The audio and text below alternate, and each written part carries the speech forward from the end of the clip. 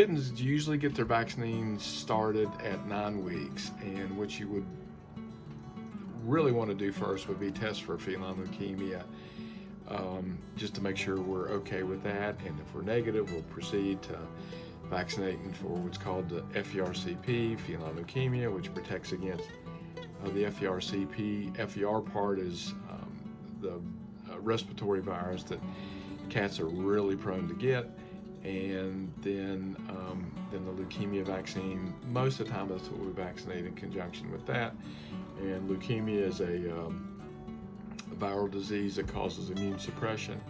It can also cause true leukemia type clinical symptoms, and then also there can be caused cancer type thing. It can also cause that. So once we're negative for that, we proceed with the vaccines for that, and that's typically boosted 3 to 4 weeks after that, which gets them at 12 weeks. And then it's kind of nice to split the rabies up and see them a third time, and then do that at say 15 or 16 weeks. With that, it's kind of nice. You get to see how they're growing with those 3 visits, kind of chart their growth and all that. So, but usually with the cat vaccines, usually you start at 9 weeks. Well, with pets being a little chunky, which I kind of like to say, we have this conversation every day about how to lose weight at home. So there can be some medical things that we would want to kind of dial into. Just a good physical exam to make sure we are truly fat. Sometimes they can have distended abdomens and appear to be fat when they're not in fact fat. They may have some issues going on. So a good physical exam would be what we would want to do. Sometimes there can be metabolic things that can cause them to kind of put on some weight. Thyroid issues can be one of the biggest things with that. So want to just make sure everything's okay before we start the weight loss thing. Increase in exercise obviously is a good thing. Portion size, calories in is a good thing. Fat content. There are there's weight management foods. Typically with that, that's when you're happy with the weight that we are, and we don't want to gain any more. So if we truly do need to lose weight, we'd want to be a little bit more aggressive than a weight management food. So weight loss foods are really good.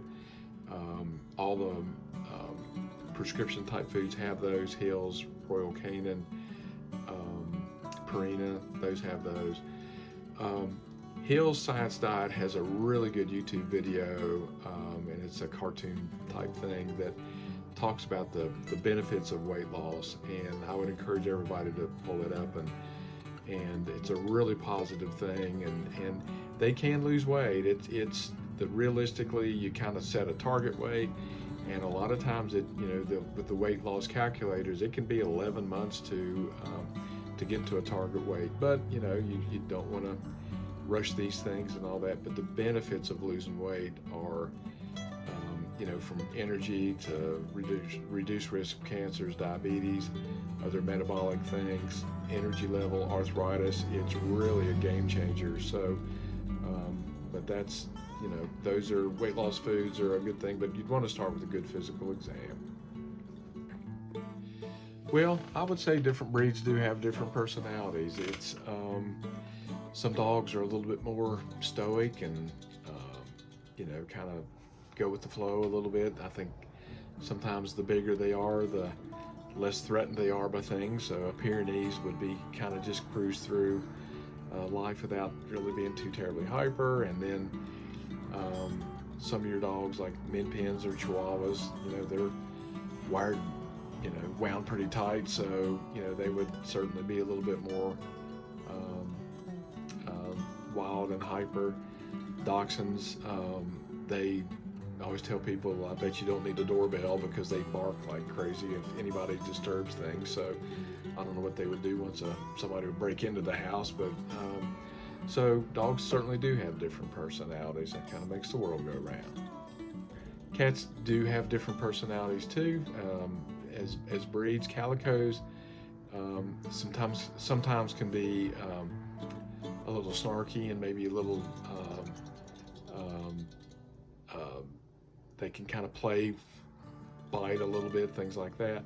In my experience with tabby cats, they can they like attention until they get to where they don't, and they'll give you a good smack, and then they'll kind of roll on with their day in the corner or whatever.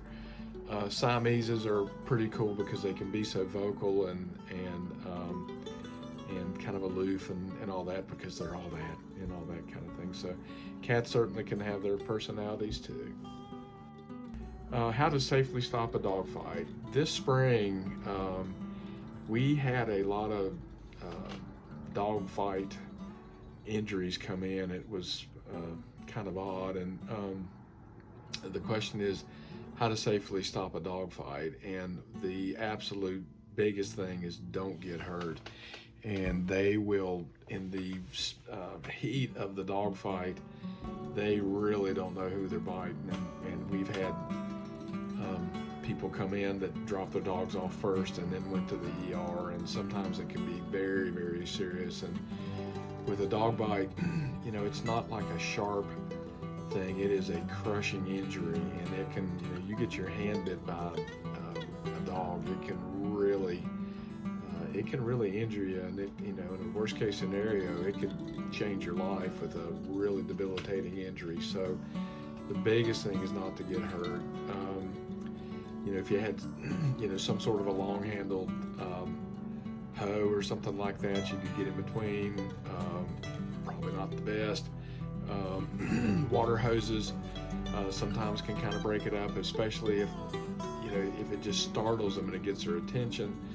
I've seen some recommendations of using like a heavy blanket that might kind of get in, but work in between them, where they may kind of be kind of a barrier in between. You know, sometimes this sounds terrible, but if they had, you know, shock collars like bark collars or training collars on them already, you know, you could maybe do that. The terrible thing would be in anything that can kind of get their attention away from what's going on in a safe way. So, but the absolute biggest thing is not to get hurt.